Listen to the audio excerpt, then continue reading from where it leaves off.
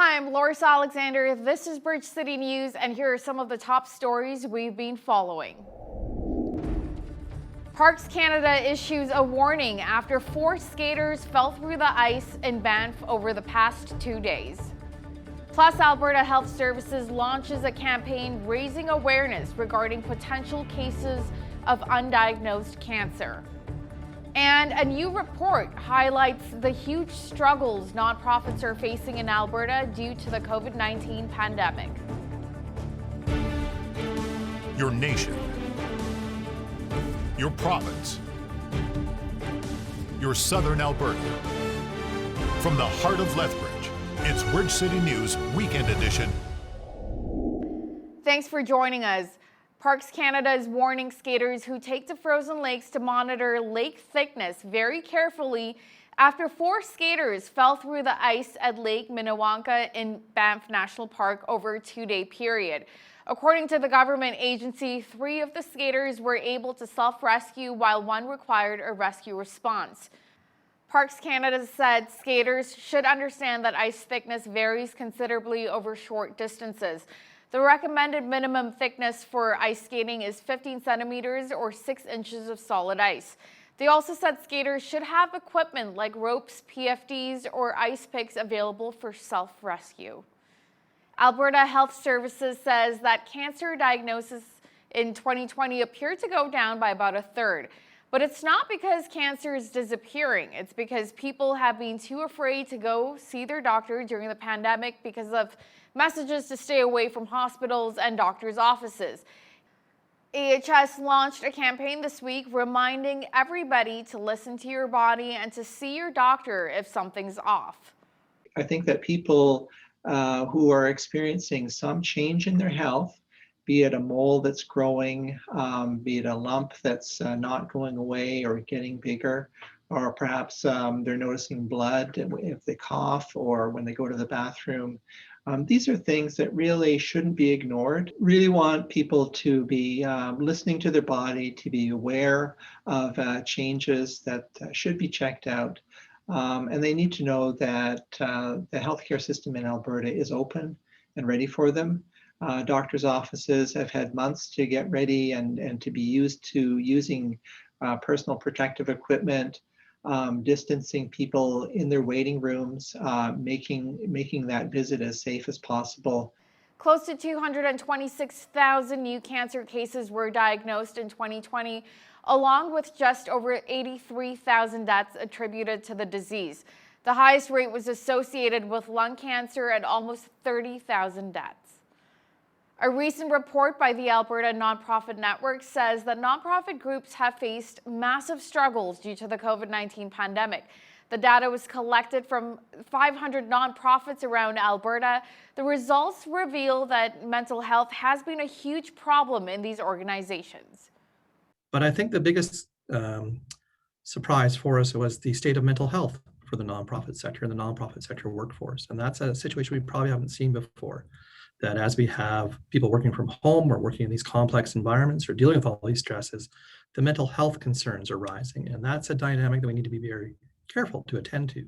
It's not one that I think we have a lot of experience with as a sector as a whole, certainly a lot of organizations working in the mental health area. But the people who deliver our services are by far the biggest asset we have. And if they're not able to continue to serve others, I think we as a community really will struggle. We're being asked to do far more. And of course, that's what we want to do. That's what we exist for.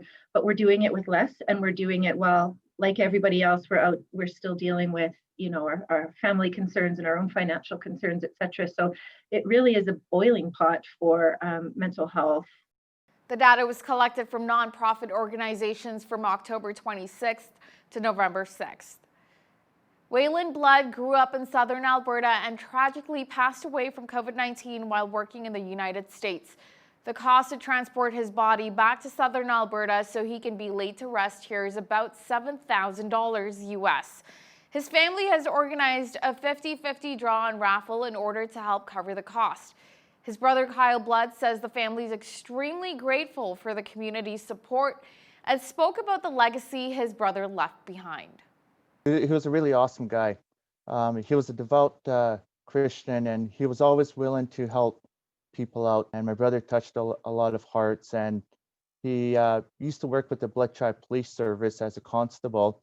And after that, he served as a dispatcher, and he actually won a Governor General's Award for saving a life over the phone. And the family was very grateful for that. And it just goes to show, how much of a big heart he had. He touched a lot of hearts, and a lot of people are just like, your brother, they all had a good story to share. And they're like, okay, we want to step up and help. So once we get that out, we're seeing continuous donations coming in. So I know that number will change by the end of this weekend.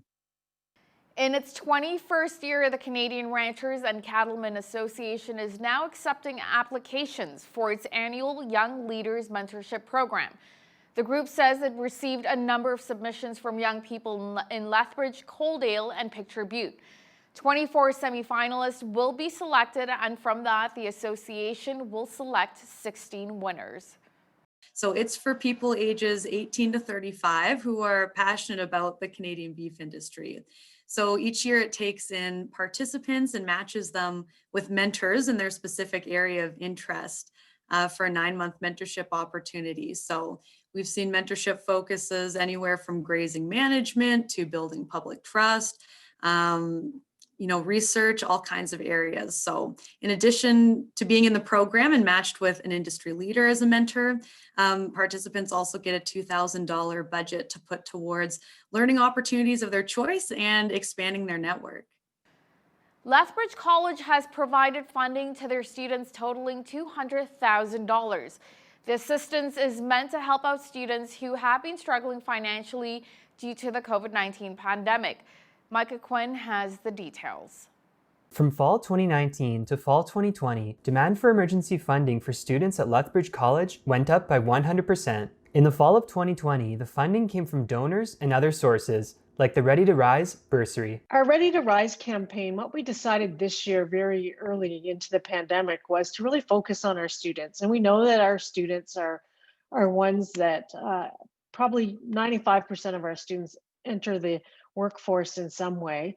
We know that they're ready, willing, and able to do that work, but we also knew, as I mentioned, that financial support is really important for them to move forward. So the Ready to Rise was a really very much focused on student campaign. Burns says that this funding helps out students who weren't able to find part-time jobs while going to school. It's a bit of a catch-22 because it is hard to go to school during a pandemic, but it's also a really good time if you can finance it. So we found that this was a way to really make sure that students can continue in their program and not have to wait until they were able to work some more. With mental health playing a big role in students' daily lives, the Wellness Services Department is offering a variety of ways to help out. Another big one we have is our counseling services, and we are partnered with Chapelle Student Support Program. So this is a free service to students.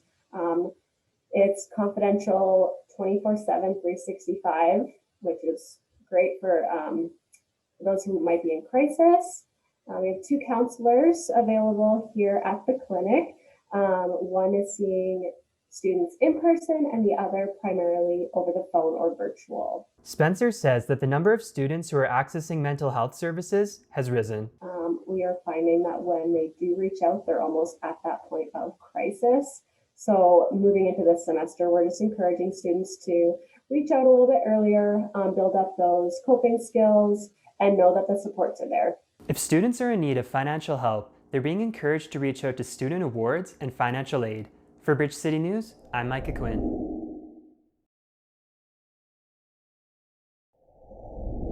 Recapping one of our top news stories, Parks Canada is warning skaters who take to frozen lakes to monitor lake thickness very carefully after 4 skaters fell through the ice at Lake Minnewanka in Banff National Park over a 2-day period. And taking a look at weekend weather, we'll be getting a bit more snow to start the week, increasing cloudiness with a 30% chance of flurries overnight, along with a low of -16 degrees. And on Monday, mainly cloudy skies with a 60% chance of flurries and a high of -13 degrees. Today's weather is brought to you by ColumbianDirect.com. Café Coffee, specialty coffee from our family to yours. After the break, Hal Roberts talks to the Executive Director of Euthanasia Prevention Coalition in Canada on the federal government's expansion of parameters around assisted suicide.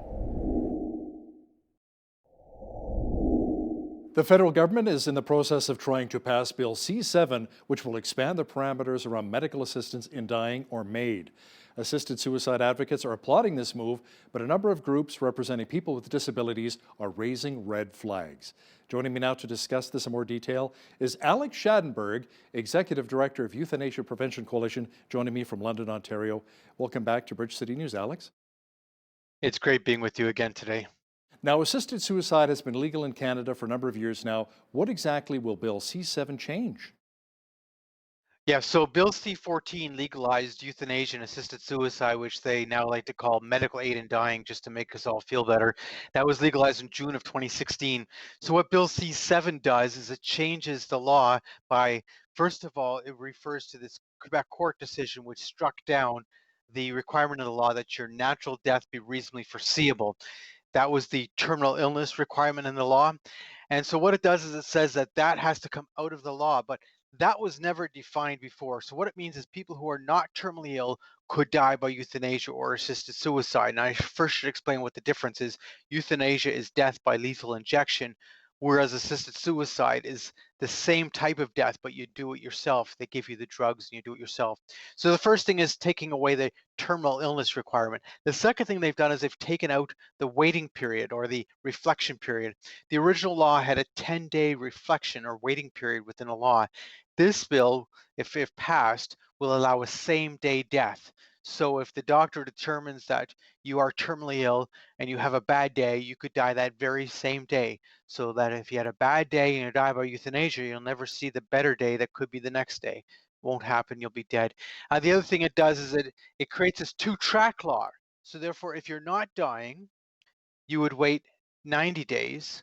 But if you are dying, there'd be no waiting period. So it creates this 90-day waiting period for people who are not terminally ill. So someone who might have a significant health condition or psychological suffering could request euthanasia, be approved for it, but then die in 90 days, whereas someone who's considered terminally ill could die immediately. Now, a number of groups who advocate for those with disabilities, Alex, say this is something that will create more vulnerability for them. How will Bill C-7 do that? Well, by removing the natural death as reasonably foreseeable, that meant that terminal illness restriction, the law then allows euthanasia for physical or psychological suffering. Now, the law never defined psychological suffering, and it never actually defined physical suffering either. So what it does is the people with disabilities are saying this law will now allow someone who has a physical or a psychological condition, and whether it be it doesn't need to be terminal, to die by euthanasia. Now, you have to understand the perspective here. We've had several cases already of people who were not necessarily dying, who had significant disabilities but not dying, who were urged to consider euthanasia. There was the case of Roger Foley, for instance, here in London, Ontario. Roger Foley has a significant degenerative condition, but he was being pressured by the hospital here in London, Ontario, to die by euthanasia. And the reason is because his needs were so great that he needed a significant amount of home care to move home. And the province was saying they weren't going to offer him that. So therefore the doctors were saying, in order to get him out of the hospital, let's ask him about euthanasia. There's these kind of things. But also there was the case of Candace Lewis in Newfoundland. Candace Lewis went to the doctor when she was 25. She was significant disabilities. She was very sick at the time. All that is true. But the doctor was pressuring her to euthanasia. Now you have the case where you don't even have to be terminally ill. So in the case of Roger Foley, he was not technically terminally ill, but his condition could be terminal if he had no treatment, right? Now that wouldn't even matter. People with disabilities are saying, well, we're already treated in a negative manner. This makes it worse. There's another point of the bill also.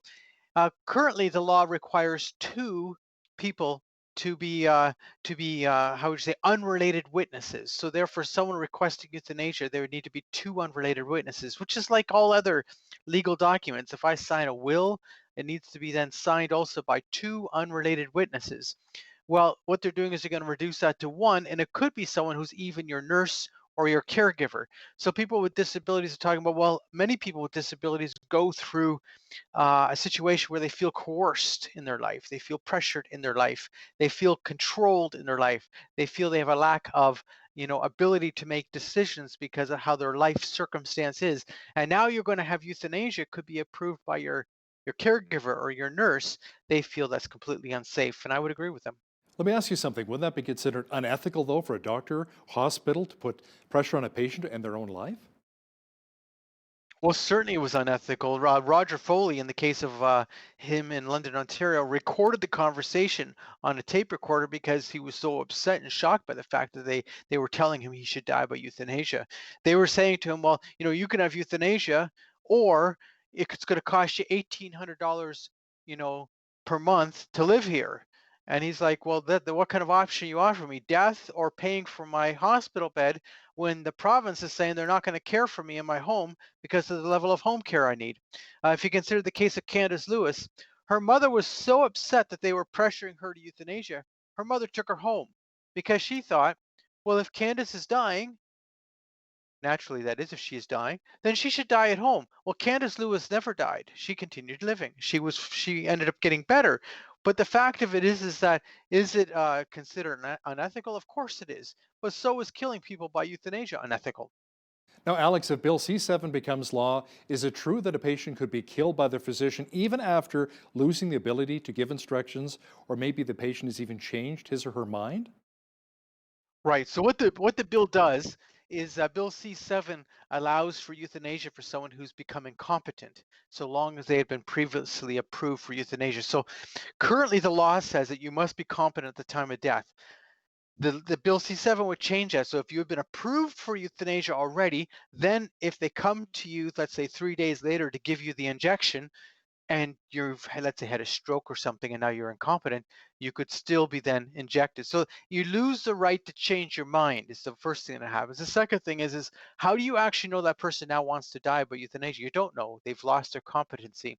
But what's interesting about this is very similar to the one case that happened in the Netherlands. Because in the Netherlands, what happened is there was a case that went to the courts because the doctor had a patient who had asked for euthanasia and had become incompetent and went ahead and did it anyway. But at the time when she was going to do that euthanasia, the patient was resisting and saying no, no, saying no and resisting. So what she had done is she had the family hold her down as she injected her. And of course, then this became a controversy. How could you dare have the family hold her down as you injected her? And the woman was saying no. So this is the kind of thing that you're opening the door to when you allow euthanasia for incompetent people. There's another point to this. I think it's unconstitutional. And the reason I'm saying that is in the Carter decision, which was the court decision that led to the legalization of euthanasia in Canada, the Supreme Court justices said you have to be competent.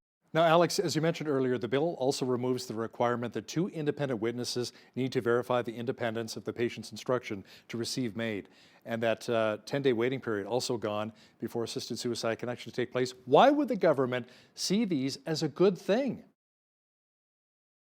Well, the government has decided to do these things because they had a consultation, but not with the regular group of Canadians. Now, first of all, there was 2 types of consultations they did.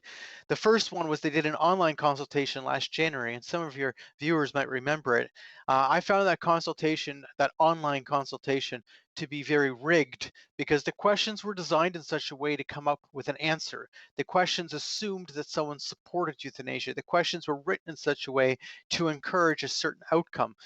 The second thing they did is a consultation with the doctors who were doing euthanasia. So there's a group of doctors called the MAID consultation physicians.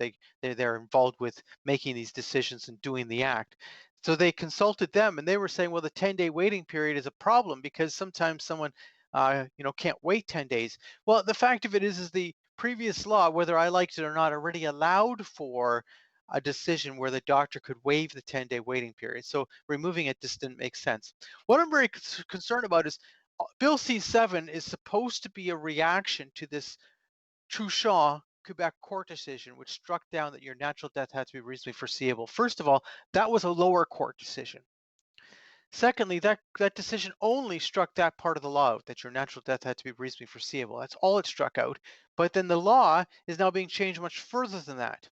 And what's important about this is the government actually hasn't done a formal consultation on the law yet. Now, what's my point? The previous law legislated, so when you read the Bill C-14, the law that it passed in 2016, in Section 10 of that law, the legislators added that there must be a formal consultation of the law being done starting in June of 2020. It has not happened. So why is the government changing the law before they've actually done a formal consultation? Let me ask you something as well. How does the federal government justify expanding euthanasia before doing a 5-year review of the law as previously promised? Right, the 5-year review is what I was just referring to. Yeah, I called it a formal consultation. The 5-year review is legislated. So therefore, what it says is they must do a full review of the law, and it was supposed to begin in June of 2020. Now I can understand that it hasn't begun yet because of the whole COVID thing that happened and Parliament, stopped sitting at a certain point, etc. Nonetheless, the fact is to expand the law previous to doing a review of the law seems to me undemocratic because they're not actually examining what's going on. There's a whole nother point to this.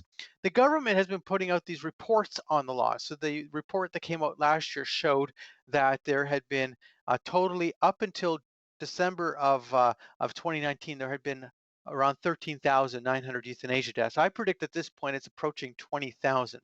But what they had done is, in that, if you read the report, they only reported on the data, meaning the numbers. What was the average age of the person? What was their medical conditions? What part of the country did they come from, et cetera, et cetera, et cetera. There's nothing in the report that they reported, nothing there that would indicate there was any problems with the law. So in fact, they were creating a fait accompli. They were creating a report that would lead to an accepted expansion of the law. And I think that's simply wrong. What about the conscience rights of medical professionals? Alex, can Canadian doctors refuse to participate in euthanasia? So the conscience rights issue is a serious issue because it differs by province. So for instance, in the province of Ontario, we actually have the worst jurisdiction in the world for the issue of conscience rights. So in Ontario, the Ontario College of Physicians has said that a physician doesn't have to do the act, but they must do something that they call an effective referral. An effective referral means referral for the purpose of the act. So therefore, a doctor who doesn't believe in doing euthanasia, does not believe in lethally injecting their patients, doesn't believe in killing people, that same doctor must, according to the Ontario College of Physicians, send their patient to the person willing to do the act or willing to arrange the act. And of course, if you're not willing to kill somebody, you're not willing to send them to the killer either. So it's become a serious issue in Ontario, this whole issue of the language of the Ontario College of Physicians, this effective referral question. But all provinces in Canada have different positions. So in Manitoba, for instance, Manitoba physicians do not have to do or refer for euthanasia. They just don't have to. They passed a bill in the Manitoba legislature saying that physicians have conscience rights. They do not have to do it. Now, at the same time, most provinces, such as Alberta, etc., have what they call a 1-800 line. They have a toll-free line. So the physicians really don't have to be forced to participate because, in fact, a patient or someone who wants to die by euthanasia, whether I like it or not, can simply call the 1-800 number and be referred to a physician who would do the act. So the fact of it is conscience rights are a serious question. Now, we've lost some physicians in Canada. In my own province of Ontario, there's been several physicians who have left, who I personally know, who have left the province because they believe that they should then be practicing medicine in a place that respected their conscience rights. They weren't willing to do this, and they weren't wanting to be forced to do it. Therefore, they've left. Now, Alex, we only have about a minute left here. Some say next on the list of those allowed to ask for assisted suicide are mature minors. These would be children who are considered mature enough to consent to their own medical treatment. Will the federal government pursue this down the road? It appears that they're going to be talking about mature minors next, because the whole issue with it is that the Netherlands, for instance, has just announced that they're going to extend their euthanasia to children. But the question is it constitutional to deny euthanasia to children? That's the question they're asking. The fact is once they've opened up euthanasia, and they've done so without actually defining the question, they allow it for physical or psychological suffering. They never define psychological suffering. They say that it's going to be for people whose natural death is reasonably foreseeable. They never define natural death as reasonably foreseeable. So when you start getting into all these issues of an undefined law, it sort of starts making sense that children should die too, is what they're saying. And the fact of it is that I think that is the next side of the debate, because they have already expanded it about as far as they can otherwise. Wow. Alex Schadenberg, Executive Director of Euthanasia Prevention Coalition, thanks for joining me today from London, Ontario. Thank you very much. The storms of life can at times take a real toll on our mental and emotional health. Today we're chatting with a woman who has an amazing story of healing and how God helped her after she was viciously gang raped about 10 years ago. Her name is Colette Aikema, Associate Speaker with Faith Beyond Belief, an organization whose mission it is to help Christians become effective in sharing Christ in everyday conversations. Colette, welcome to BCN. Thank you so much for having me. I'm just honored to be here, so thank you. Oh, it's our pleasure having you on board. Colette, describe first of all for our viewers who you were before you were being raped. I was just a regular, well, maybe, I think we have to go really far back. I think that the issue of sexuality was put on my heart when I was younger. I was abused when I was a child. And I also think so, as much as that was also for evil, I also think that that just ignited in me a awareness of sexuality and the fact that there's this there's something that we as Christians often don't talk about. And I grew up in a believing family, an amazing, loving home. I was raised Christian, and I know what I believe, and I know the God who loves me. And that was, but it was always kind of a bit of there was an undercurrent of this in my life. I was dealing with compulsive masturbation, and then of course I was raped when I was in high school, in junior high. So it was really, it changed everything. And yet at the same time, this was something that was already, there was something there. There was a part of me that wanted to have this conversation. There was a part of me that had been ignited in this. And, all of, just like everything, I only learned from all these things. And now I'm able to just talk about what happened and realize that, God's grace is more. Let's describe what actually led to that fateful day when you were raped. It was just a regular day. I was just a young girl. And it's hard to talk about the specifics of that day, Hal. But it was a place where I should have been safe, and I was with people where I should have been safe. And I was not being kept safe that day. And it was just terrible realizing that I could be in a safe community and be, I think I grew up knowing that, knowing the scriptures, knowing that we all have gone astray. We all like sheep have gone astray, and there's no one who does good, not even one. And yet you believe that people just won't do certain things, right? And then I had to learn that even Christians themselves will do depraved things. And that was very, very difficult, because it completely shattered my spirituality and my faith in my community. And yet, God was able to keep me safe at that time afterward. So. Those people who attacked you, were they ever captured and charged? No, they were not. Wow. Is it still an open investigation, or is it a cold case with the police? It's a cold case with the police because it ended up being a historic investigation, because I was unable to come forward with my testimony and with my experience until just a few years ago. And by then, too much time had already passed. And when the perpetrators were, in being investigated, they denied, they refused to have lie detector tests, and then refused basically all communication. And then the investigation went dead from there. Let me ask you something, Colette. It's been about 10 years now. Have you been able to forgive those who did this horrifying thing to you? Yes, I have. I have been able to forgive them.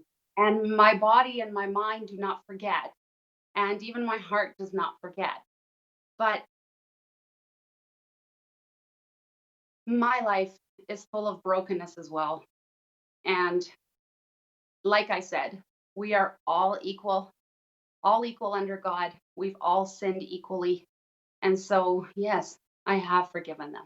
Colette, how did this really affect your relationships with men and women?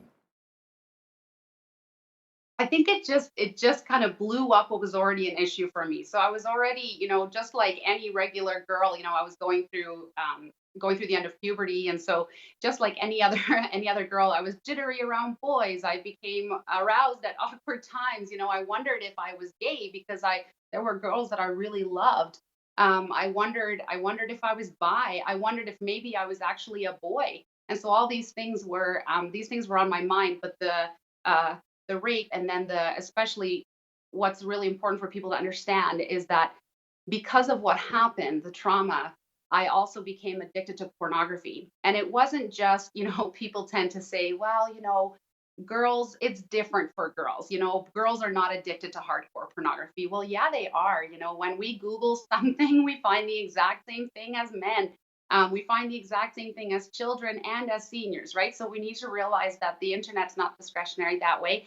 And as much as people say that women are not visually wired, we also are visually stimulated, some women more than others, and we're not all the same.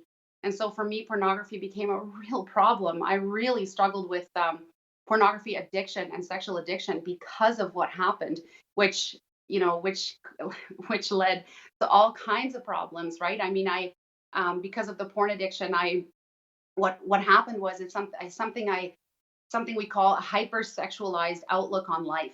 So what that means is that I just saw sexuality everywhere. I would just be walking down the road and I would see people crossing the street toward me, and immediately when my mind would go, I bet they're going to go have sex. Completely out of context. And I wasn't raised that way. It's important to understand that that's not how I was. I didn't think anybody else experienced life that way. So I felt very, very outside. I felt very alone. So let's talk about how God really helped, first of all, with your healing after being attacked and raped, and secondly, through this porn addiction. Right. Well, what's really amazing is that I think the one thing that we have to remember is that human sexuality is inconsistent, and human sexuality is subject to change and subject to trauma and subject to brain chemistry and genetics and all these things. But Christian sexuality and moral sexuality is not dependent on those things.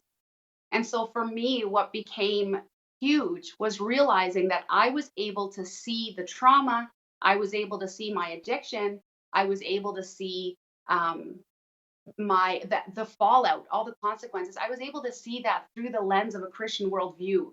And because of that, I was able to God reminded me that there are constants, that there are realities, that no matter what happens to my body, no matter what happens in my life, no matter what emotions I have or thoughts I have, these are things that do not change. Objective truths about me, about other people, about the life that God has given me, those are things that do not change. And that completely changed everything, because then it was no longer dependent on how I felt and on how I perceived things to be. I could read the scriptures and trust that reality is what it is, regardless of how I feel. Now, you spoke earlier about maybe some sexual confusion. You thought maybe you were bi at one point in time. Did you receive counseling to help you seek out your true identity when it comes to your sexuality? Yes, I did. So after my husband and I got married, we actually, of course, which is really inevitable when there's sexual trauma and sexual addiction, we started having some problems. And so I went to counseling, and he went to counseling. And it was really, what was also amazing was that I was at the university at the time. I was taking a university course on sex addiction. And as I was taking this course, I went into it just thinking, wow, this is fascinating. This is really cool. And then because I enjoyed that, I thought it was interesting to talk about what makes sex addiction and what makes other sexuality normal or healthy, right? So we talked about that and we had those discussions. And then as time went on and as I was going through counseling, I realized, wait a minute, it makes sense that I am understanding this language because this is a problem that I have. And I didn't even realize it until then. And so there was a real moment for me, if you don't mind my sharing. I share it not to be graphic, but I share it because I want people to understand how horrible this moment can be. But I know many people who have come to this moment, and that there's hope for you, there's healing, there can be that turnaround because there's a beautiful plan of sexuality that we can follow. And so what happened for me was that I was just using pornography like any other day, and what I was watching turned out to be one girl with several men. And as I was watching, I could see that she was trying to push one of them away and starting to say no. And as I was watching, I realized there is something wrong with me. There is something wrong. I need help. And that was really the moment that just God just changed everything. I picked up the phone, I called a trusted friend, and I said, I need to tell you something. And that's what changed everything. You know, Colette, you really hit the nail on the head there. I've spoken to other people who are addicted to drugs, alcohol, sex, and they say, you have to hit your rock bottom and realize that you need help. You can't have other people say to you, you have a problem, you know, pointing fingers at you. The walls go up, right? People become defensive, say, I don't have a problem, I'm fine, you know?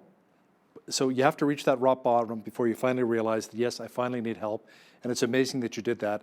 Outside of the counseling, and you reached out to your friend, and of course you're praying to our Heavenly Father, what else really helped you overcome the addiction? What really helped me overcome the addiction was the support group that I was able to start. So there was a contact that I had in Lethbridge, a man who had already set up a Christian support group for men who were dealing with sex addiction and porn addiction. And so when I got into contact with him, I asked him, is there one for women? And he said, well, no, but you should start one. So I started one, and I sat alone in a room waiting for people to join me for a year. It didn't really take off. And then suddenly somebody contacted me and said, you know, you need to come and speak to this group of young women. And when we started talking, we were all like, oh, me too. You know, I can't believe you're saying the words that I have always felt. You know, we were sharing stories where we were just speaking each other's language, and it was just unreal. And so we started a support group where we were just praying for each other and helping each other to live out our sexuality the way that we believe we should, based on our worldview. And so that's what was really, you know, what I think has been so hard for me in being in Lethbridge in the last few months, is knowing that our city, along with so many other cities, have banned the kind of counseling that I went through.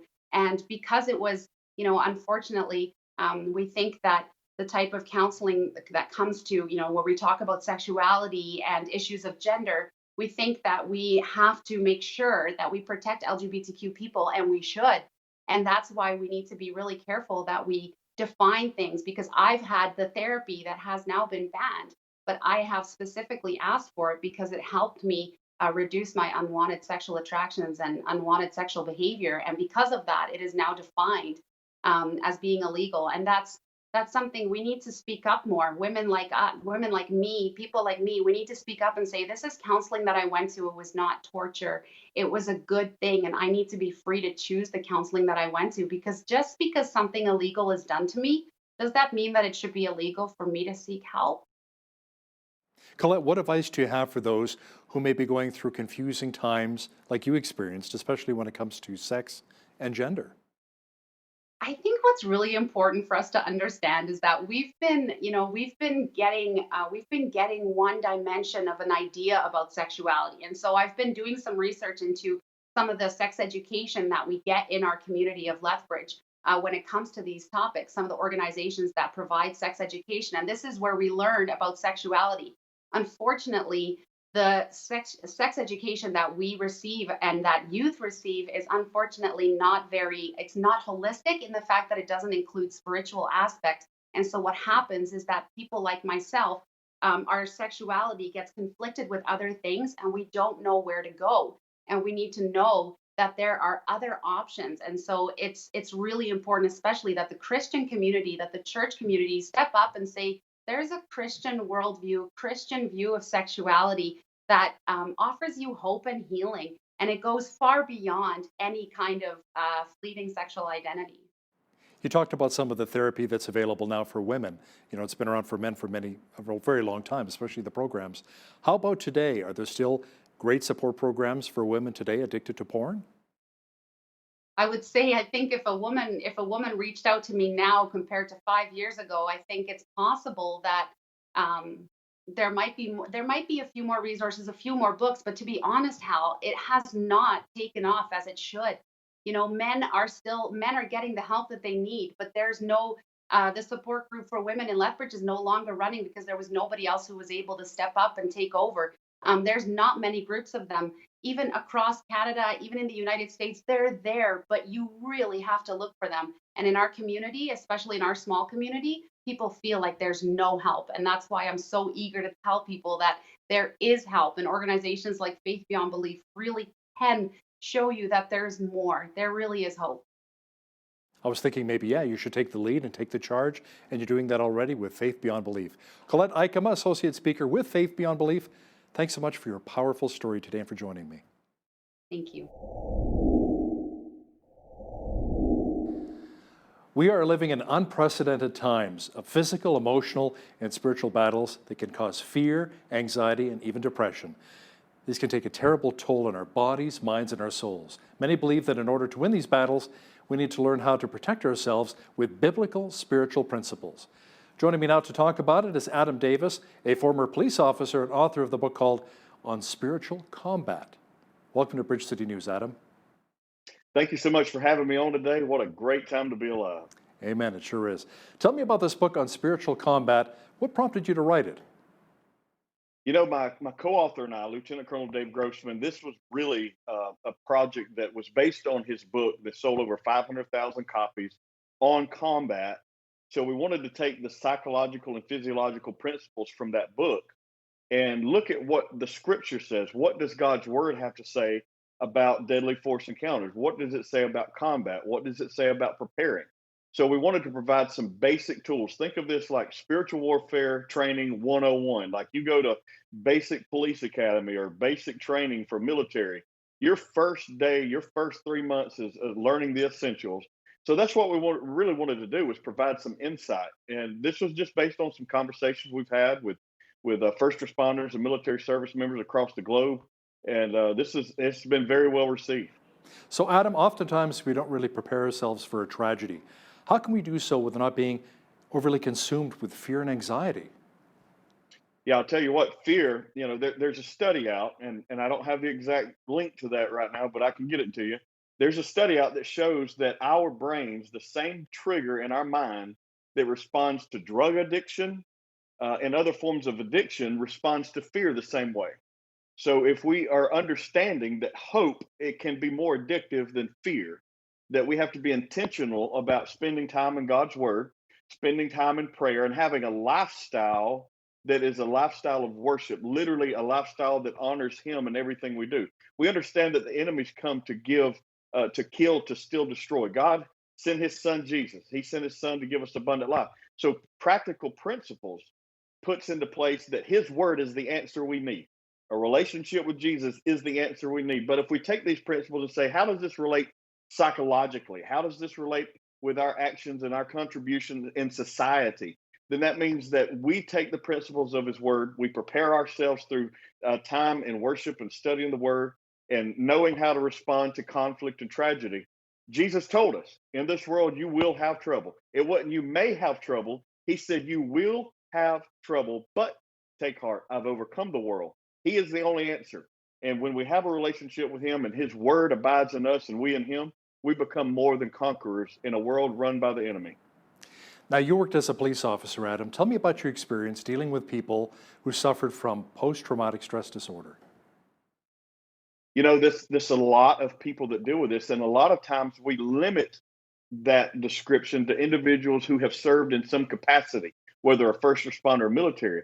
But it also applies to individuals who have been sexually abused or traumatized or abused in some other form. And we often neglect those things. At the age of 5, I was sexually abused. I've talked about that openly. Didn't address it for 20 years, nearly 20 years before I addressed it, because I wanted to hold on to that pain. I was afraid of dealing with it. I didn't want to address it. And so you deal with the exposure that first responders, specifically in the case that I'm talking about, law enforcement officers, that they deal with day in and day out. Let me tell you something. Human beings were never created to see or experience the things that our men and women of law enforcement deal with day in and day out. The violence, the evil, the hate, they were not intended. They were not created to witness that, to see it, to deal with it. But through proper training and equipping ourselves with his word, we're still human beings. We're still human beings. And we try to carry those things in our own strength and power. So when we rely on the strength of God with the wisdom, the peace that only He can give us, then we can become more effective in our job. It's a dangerous, delicate situation. We shouldn't stereotype people if they have a designation or a diagnosis rather of post-traumatic stress. We should show them more care, and there should be systems in place where first responders are taken care of, not just for that incident, but for life. We should take care of them if they are serving our communities and it has an effect on them. And we have to do a better job of holding elected officials and appointed officials accountable and taking care of our public servants. So with some of the struggles you've been through, I mean, you were assaulted, you said it at a very young age, also as a police officer, some of the things you must have witnessed. Did you struggle with PTSD yourself? Tell me about that journey. Yeah, I woke up, I had night sweats, had nightmares, panic attacks, all the symptoms. Now, I never went to a doctor and received a diagnosis, but I can tell you all the symptoms were there. I could go through all the list of things. And how we respond to stress and traumatic experiences often looks like bad behavior or being reckless or things of that nature, because we're constantly chasing this chemical reaction that our bodies have when we're dealing with high stress situations. So for me, it was a case of how do I respond to this? Because I get to the point to where deep down in here, I feel hopeless and completely useless because I feel broken. Warriors aren't supposed to feel this way. We're supposed to be invincible. And that's just not the case. We have to come to the understanding that we're human beings. And the reason Jesus came for us is because we're broken. And without Him, we're nothing. And so when I began to see, I can't do this on my own, I can't carry this burden on my own, it became overwhelming and crushing. And it was just various experiences. I was never shot. I was never stabbed. I never took anybody's life. But it was just constantly seeing the evil around us, and some other incidents that I was a part of. I found myself not sleeping well. I found myself waking up with nightmares, drenched in sweat, panicking and not responding well in different situations, and even shutting down and sort of zoning out when I was with my family. How much did your family help you? Tell me about that. Yeah. My wife was, she was an absolute divine appointment for me. She demonstrated the unconditional love of Christ, because she would sit and want to talk to me when I come home from my shift. I'm totally shut down. So understanding how to address these things from a spouse perspective, look at what signs to look for, look at what sort of red flags to look for, and then how to address them. And so that's very important that we do have those conversations, and that's probably something for a later date. But certainly she helped me by not pushing me. And I'll tell you a real quick story. I know that you're limited on time, but towards the end of my career in law enforcement, she recognized these things. And so on a Friday, I got off duty, and I come home, and she said, "My mom is keeping the kids. We've got a lodge arranged for us in a place away, from about 6 hours away." And so we went to the mountains. We went horseback riding. We spent time away. She said, "I recognize that you were exhausted and you needed a break." So recognizing that and taking those steps and just listening to me and being there and being present. And sometimes we're hard to love when we're going through those things, and understanding that that's when we need you the most. Horseback riding sounds like a lot of fun right now, especially up by the mountains. It does. Now, what's your message, Adam, to people who are struggling with the impact of tragedy in their lives? Yeah.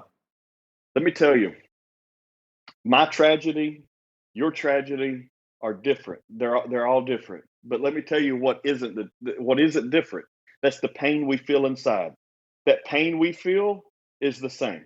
It's deep and it's overwhelming, and sometimes it feels like you can't breathe. For me, I've been there. But there's a real peace found in a relationship with God through His Son Jesus. There is a real peace available when we rely on the power of the Holy Spirit. Let me tell you, the same power that raised Jesus from the dead on the third day resides in you if you're a believer.